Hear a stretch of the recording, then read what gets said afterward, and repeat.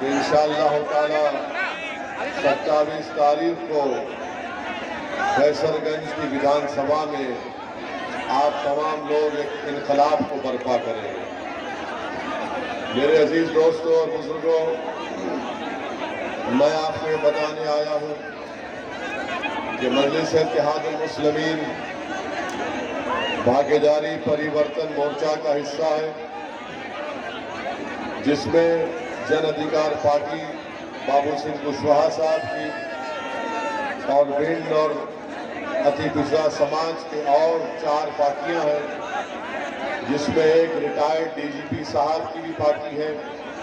हम सब ने मिलकर ये भागीदारी परिवर्तन मोर्चा बनाया है और हमने ये तय किया है कि अगर उत्तर प्रदेश की जनता हमको अपने वोट से और अपने आशीर्वाद से नवाजती है और हमको सत्ता मिलती है तो पहले 2.5 साल के लिए मुख्यमंत्री जनाब बाबू सिंह कुशवाहा को बनाया जाएगा और आइंदा 2.5 साल के लिए दलित समाज से किसी को मुख्यमंत्री बनाया जाएगा। वहीं पर हमने तय किया कि 3 डिप्टी चीफ मिनिस्टर होंगे, एक मुस्लिम अल्पसंख्यक समाज से, एक निषाद समाज से और एक अति पिछड़ा समाज से। तो ये सामाजिक लड़ाई जो कुशवाहा साहब और ओवैसी लड़ रहे हैं, मेरी आपसे गुजारिश है कि आप अपने ताईद से, अपने दुआओं से और अपने वोट से इसको कामयाब करें।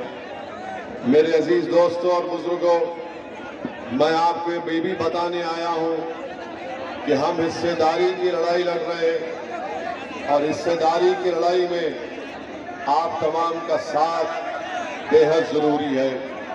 मेरी इस बात को जान लीजिए कि हमारे वतन अजीज भारत की और उत्तर प्रदेश की एक तल्ख हकीकत यह है कि जिस समाज के पास उसका नेता नहीं होगा, उसकी आवाज को नहीं सुना जाता। जिसके पास उसका नेता नहीं होगा, उससे इंसाफ नहीं किया जाएगा। जिसके पास नेता नहीं होगा, उसको उसका हक नहीं मिलेगा। जिसके पास सियासी ताकत नहीं होगी, वो हमेशा जुल्म का शिकार होगा। इसीलिए मजलिस इत्तेहादुल मुस्लिमीन पूछिए अखिलेश यादव से कि मसूद आलम को टिकट क्यों काटा, तो अखिलेश बोलेंगे कि तुम्हारे मसूद के वोट की जरूरत नहीं है, ये सब मेरे कैदी हैं। आनंद यादव मेरा भाई है, मसूद तो मेरा भाई नहीं, अखिलेश कहेंगे। अखिलेश की नजर में मसूद की अहमियत नहीं है, अखिलेश की नजर में ताकतवर आनंद यादव है। मेरे भाई, इस बात को, मेरी मां और बहनों, इस बात को आपको समझने की जरूरत है। अखिलेश यादव से किसी मीडिया के चैनल ने जाकर पूछा, बताइए कर्नाटका में जो हिजाब और निकाब का मसला चल रहा है, उस पर आप क्या बोलेंगे, टिप्पणी करेंगे? तो अखिलेश यादव ने कहा, सुनाई नहीं दे रहा है। अखिलेश यादव से जब पूछा गया मुस्लिम मतदान, तो अखिलेश यादव ने कहा, कुछ भी नहीं सुनाई दे रहा है। जब अखिलेश यादव हिजाब और निकाब पर कुछ नहीं बोलना चाहते, जब आपके वोट के ऊपर नहीं बोलना चाहते, और अखिलेश यादव सिर्फ यही कह रहे हैं मसूद आलम से कि मसूद आलम तुम दरी बिछाओ और नारा लगाओ कि भैया तुझ पे जवानी कुर्बान। मैं आपसे अपील कर रहा हूं कि अब आप दरी नहीं बिछाएंगे इंशाअल्लाह ताला। अब आप अपनी जवानी को कुर्बान नहीं करेंगे। अब इंशाअल्लाह ओवैसी अपने आप को आप पर कुर्बान कर देगा आपकी हिस्सेदारी की लड़ाई लड़ने के लिए। आपने बरसों समाजवादी के लिए अपनी जवानियों को कुर्बान किया, मगर नतीजा क्या निकला? मैं आपसे अपील करने आया हूं कि पहचानिए दोस्त को और दुश्मन को। जो दोस्त तुम्हारा दुश्मन है उसको पहचानिए आप, ये कब तक आप एक तरफा मोहब्बत करेंगे समाजवादी से? कब तक एक तरफा मोहब्बत करेंगे? मोहब्बत तो दो तरफ से होनी चाहिए, मोहब्बत दो तरफ से होनी चाहिए, मगर ये आप एक तरफा मोहब्बत कर रहे हैं। याद रखो, लैला मजनू की दास्तान मशहूर इसलिए हुई क्योंकि लैला भी मोहब्बत करती थी और मजनू भी लैला से मोहब्बत करता था। मगर अखिलेश यादव ये बोल रहे हैं कि तू मुझसे मोहब्बत, हाँ हम जिंदा ही रहेंगे, गोलियां चलेंगे भी तो जिंदा रहेंगे, फिक्र मत करो, जाएंगे तो भी जिंदा रहेंगे इंशाअल्लाह, क्योंकि शहीद मरता नहीं है, उसको बताया गया ग़िज़ा मिलती है। तुम जिंदा रहेंगे तो भी इनके पेट में दर्द, दिमाग में दर्द, रातों की नींद हराम, और अगर हम शहीद भी हो गए तो हमसे बेहतर अल्लाह तुमको बनाएगा और तुम शहादत करोगे इंशाअल्लाह। हम आपसे कह रहे थे कि हम पर इल्जाम लगता है, अरे अभी सुनो, जाना है ओरन कटोले में, अरे सुनो, हम आपसे कह रहे थे कि हमारे जाने के बाद इबलीस के एजेंट आएंगे,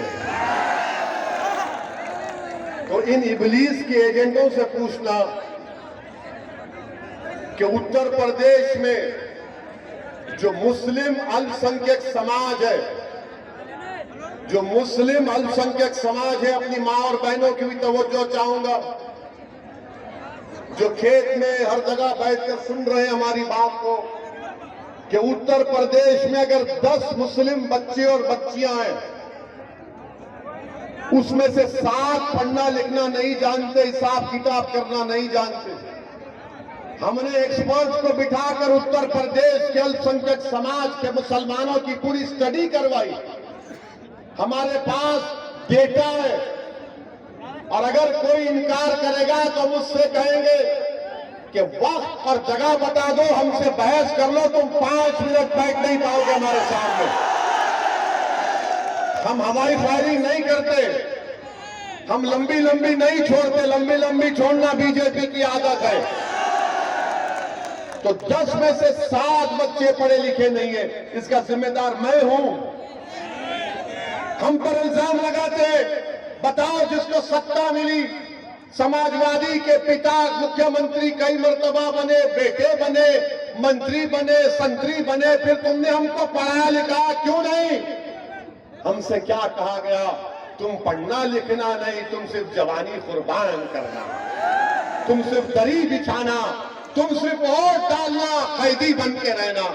आपको मालूम मेरे भाई, उत्तर प्रदेश का अगर कोई मुस्लिम परिवार है, वो अपने घर में सिर्फ 7 रुपये अगर खर्चता है, तो महाराष्ट्र का मुस्लिम परिवार 10 रुपये खर्चता है। क्यों? क्योंकि आप गरीब हैं, और उसी गरीबी की वजह से हम पढ़ा नहीं सकते। जन्म जन्म का साथ नहीं है, ओनली वन जन्म, we are together, only one life, we are together. अब आप लिखे नहीं, ट्रिपल तलाक को हम, जो ऐसा बोलेगा उसको जेल भी जाएंगे। अच्छा, कोई जेल जाता है? पुलिस वाले हैं यहाँ पर, बड़ी तफसील से हमारी गुफ्तगू सुन रहे हैं, हमारे जाने के बाद पूछ लेना इनसे। गुनाह करे तो एफआईआर होता है ना, गुनाह करे तो एफआईआर लिखते हैं ना, मगर मोदी जी का दिमाग देखो आप, क्या ज्ञानी है। वो ये बोल रहे कि ट्रिपल तलाक कोई बोलेगा, शादी भी नहीं टूटेगी मगर जेल को भी जाएगा। अरे भाई, तो फिर शादी नहीं टूटी तो फिर गुनाह कौन सा हुआ? तो मोदी जी बोले नहीं। फिर उन्होंने कह दिया जेल में रहेगा तो पैसे भी जाएगा। अब जेल में बैठकर कौन भी जाता है पैसे, बताओ। अच्छा, फिर मोदी जी ये कह रहे कानून में, अगर कोर्ट उसको 2 साल की सजा दिया तो 2 साल तक हमारी बेटी उस जालिम के साथ रिश्ते में रहेगी। अगर कोई गधा बेवकूफ किस्म का 3 मरतबा कहता है तो शादी खत्म हो जाना चाहिए और बच्ची की शादी होनी चाहिए। मगर मोदी जी बोले नहीं, ना ना, नो नहीं मित्रों, 2 साल के बाद जब वो जेल से निकलेगा तो मोदी जी उस महिला से कह रहे हैं कि तुम बैंड बाजा लेकर जाना जेल के सामने, फूल का माला लेके जाना और बैंड बाजे से बोलना कि बहाओ फूल बरसाओ मेरा दीवाना 2 साल के बाद आया। आप बताइए कौन सा, अच्छा ये बताइए कोर्ट में कौन खड़ा रहेगा उस बच्ची के साथ जो बोलेगा कि हाँ मेरे सामने इसने कहा था? कोई नहीं कहेगा। अरे केनी के बेटे को बेल हो गई जो 4 किसानों को मार दिया, आप इस बात का बात कर रहे हैं। अज़ा हो रही है। जी अज़ा हो रही है।